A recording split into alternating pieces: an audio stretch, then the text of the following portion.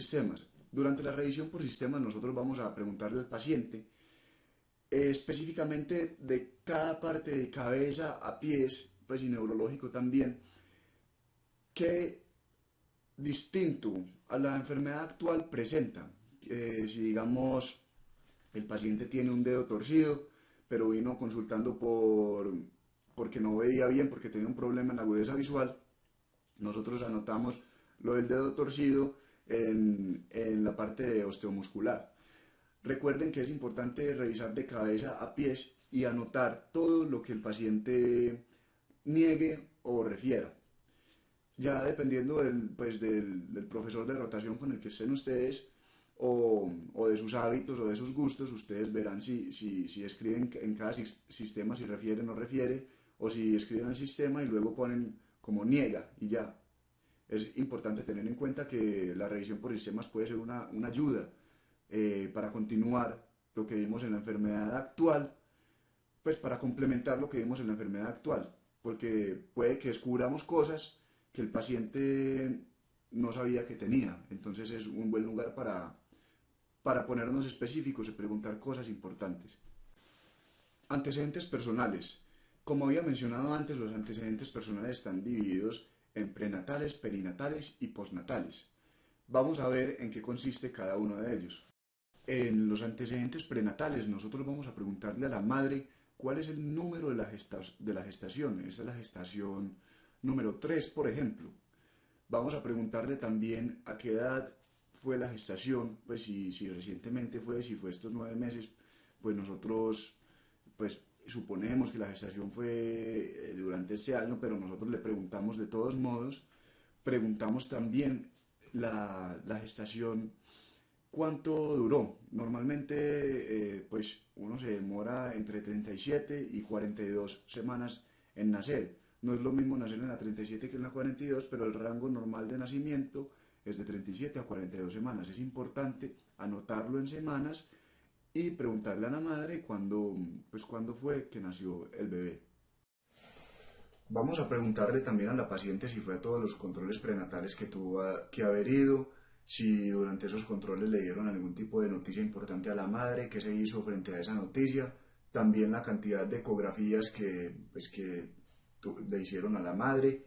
Vamos a preguntarle todos los hábitos prenatales que tuvo la madre, sus hábitos alimenticios, acerca pues cómo se alimentaba, porque esto es importante para una maduración correcta del feto. Vamos a preguntar también a la madre si tuvo algún tipo de enfermedad antes o durante el embarazo, cuáles son los medicamentos que tomaba antes o durante el embarazo.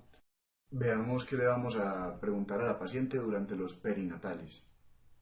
Vamos a preguntarle acerca de las características del parto, cómo fue el parto, si fue vértice espontáneo o vértice asistido, si tuvo algún tipo de vértice asistido instrumentado, si por ejemplo le sacaron el hijo con forceps, pues si tuvo que necesitar algún tipo de ayuda extra. También si hubo algún tipo de complicaciones, describir pues qué complicaciones fueron, si el parto fue por cesárea, cuáles fueron los motivos de la cesárea, si fue por ejemplo una desproporción cefalopélvica, cualquier tipo de complicación que pudo haber durante el parto. Luego durante los postnatales vamos a preguntarle por características que tuvo después de haber nacido.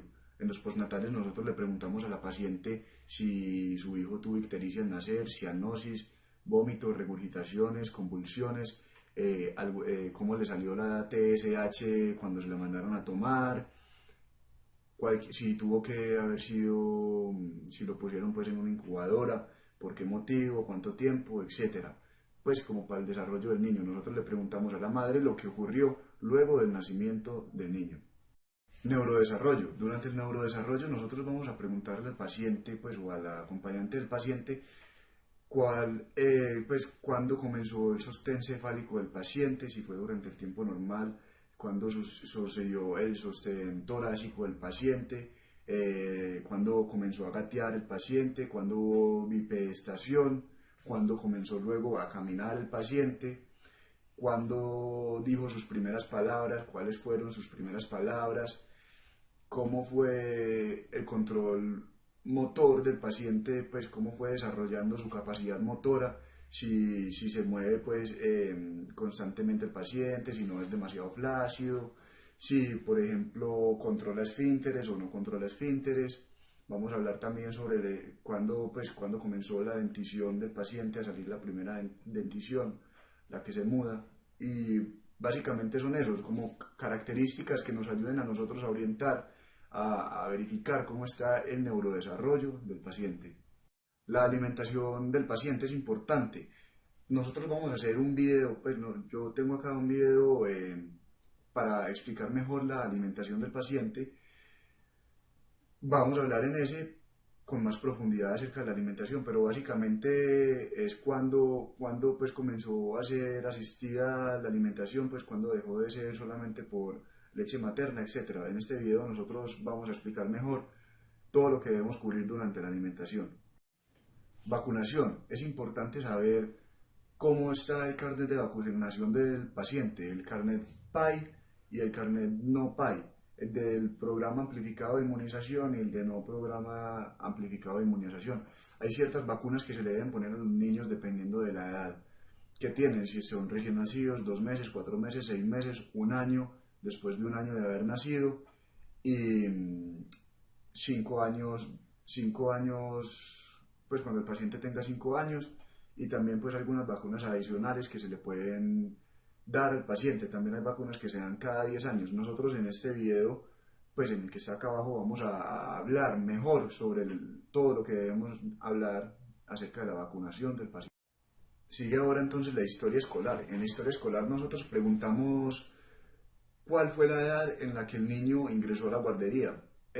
No solo es importante preguntar esto, sino también cómo es la relación del niño con sus profesores, con sus compañeros, si el niño tiene una actitud desafiante, si aprende fácil, si le cuesta aprender, si le cuesta concentrarse, si le es fácil concentrarse, todas estas cosas que puedan variar.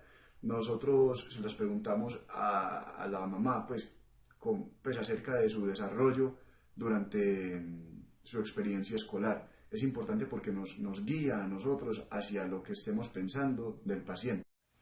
Si bien la historia familiar es muy similar a la del adulto, en la que nosotros le preguntamos pues al paciente por antecedentes familiares, patologías hereditarias, características heredables que pueda tener el paciente, nosotros con la historia clínica pues, pediátrica debemos tener en cuenta también cómo es el ambiente en el que vive el paciente, con quién es la mayoría, con quién pasa la mayoría del tiempo nuestro paciente.